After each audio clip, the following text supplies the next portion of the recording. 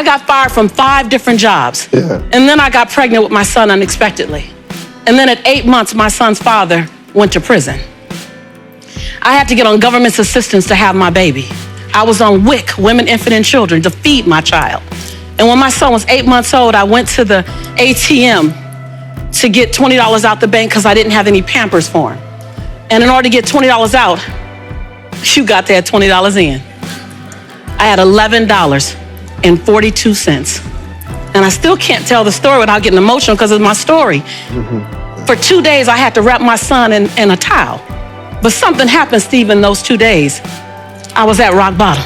I was broke and I was broken. Inglewood, California. My son laying on his back at 8 months. I have a towel over him and I have my hand on his stomach saying, "Don't you worry, Jaylani. Mommy will never be this broke again."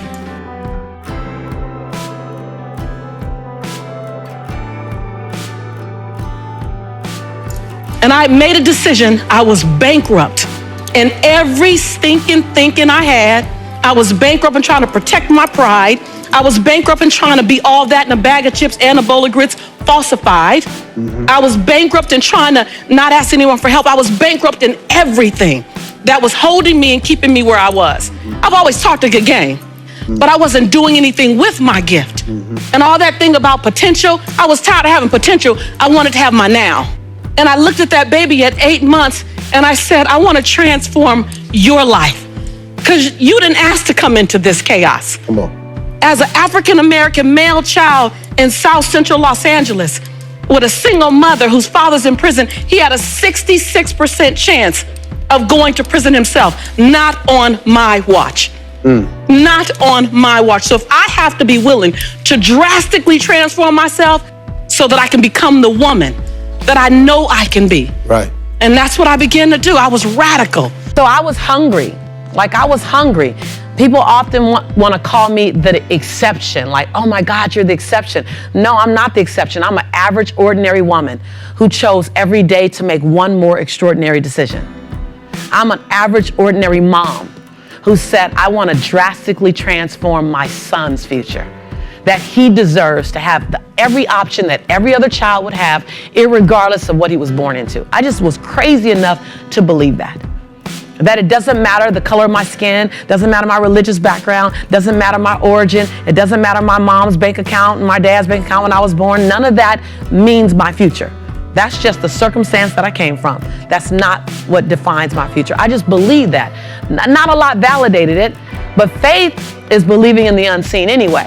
So I had enough faith to go, I know like I know, like I know, like I know. I don't necessarily have to see it yet. Anything after the word I am is true to your unconscious mind, Michael. Anything. Anything after I am. Anything. Anything after I am. Even if you know it's not true, your conscious mind will believe it. Anything after I am. So the use of affirmations is very intentional and very consistent.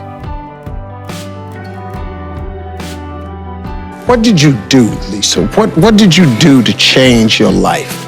So I went home, and every day I got in the mirror and I drilled I am every day because I realized I had forgotten who I was. I just forgot. And it was okay to forget. I just forgot. So every day for 25 minutes, I just went over the I ams. Every day I am. And so the power of I am can pull you through the darkest moment, the power of I am.